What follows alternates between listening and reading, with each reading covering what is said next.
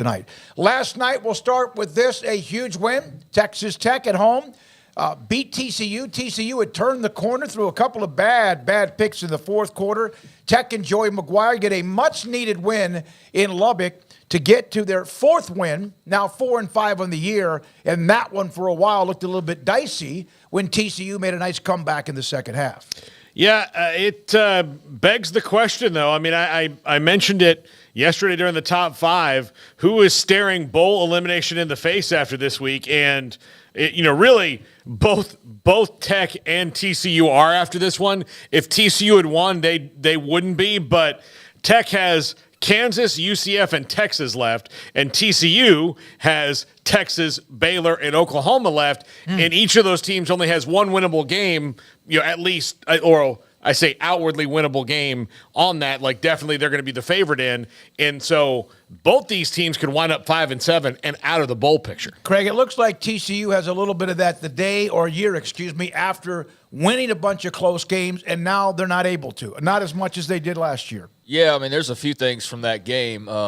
Where do you want to start, Texas Tech or TCU side of things? Let's start with TCU. No, start with the winning team. They earned it. They won the game. Yeah, I mean, that was a huge win for Texas Tech. They really needed that. They needed that for bowl hopes. They needed that for morale. They needed that given it was a home crowd, and they've had to leave Lubbock disappointed at times, and so to get rallied up for big Thursday night game, knowing that the last month is here and that you really need that one to kind of keep the flame flicker in there, they got it done. And so that was huge for them to get that win. I don't think it was, a win you walk away from and you feel like great about everything, but you do feel a lot better than you would have if you had lost that game, right? Mm-hmm. And so that was good for them. Taj Brooks is a beast. I mean, he is a great running back and probably doesn't get nearly enough attention as far as being one of the better running backs in the league. And maybe he does. Maybe it's just not a topic that is broached quite a lot, and Ollie Gordon's obviously getting a lot of attention there, but Taj Brooks deserves his flowers for what he's done because he's the only sturdy thing about that offense.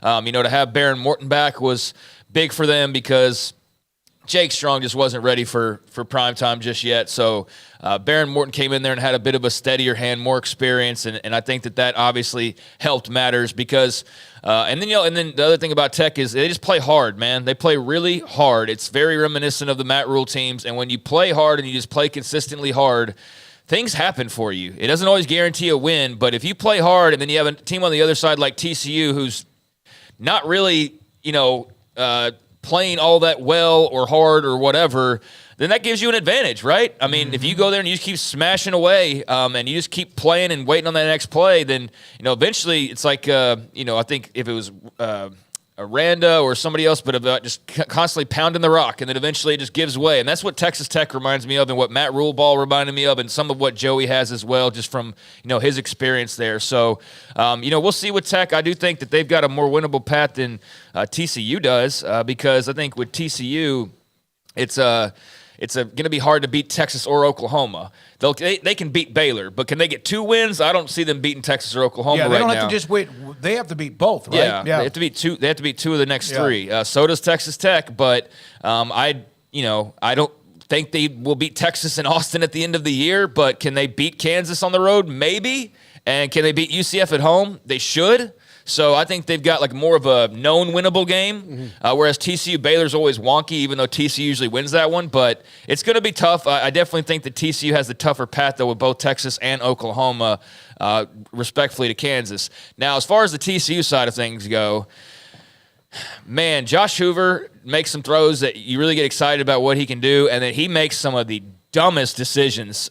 He had some an awful interception there in the second half that really flipped the tide when TCU had just taken the lead. And it looked like they were going to silence the crowd and they were going to build on that lead. They got a defensive stop. They're up 1. And then he just throws an awful pick. I mean, I've never played quarterback. I don't pretend that it's an easy thing to do, but I mean, it's like there's 4 guys, and you're throwing it like right in the middle of the 4 defense. And he's a young guy, so it's going to come with time and all that. But for right now, he is a liability.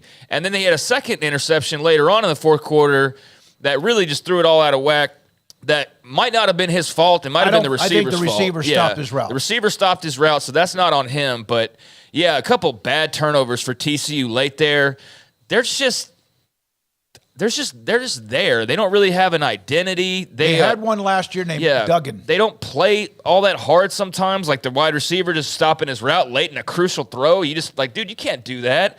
They don't really have just that it factor that they had last year. When you lose all the guys they did, that's expected to some extent. But I've seen a lot of Bryles talk today, a lot of people unhappy with him, a lot of people who were all gung-ho a few months ago that are now all anti. I think some of it is your young quarterback and just replacing a lot of weapons. But, things are really out of whack there in Fort Worth right now, and there's a good chance they miss a bowl game, and there's just nothing about them that's really all that impressive, and you expected a drop-off coming off the Natty run, but I think it's way worse than people expected it to be. So, it was not a good look last night for them. I think there's still a chance both teams don't make it to a bowl game. Very well could happen, because of their schedule. So there we are, Texas Tech. Nice win for Joey McGuire and the Red Raiders as they had their quarterback, at least the one that's still healthy, coming back from the injury back too. Now, here's a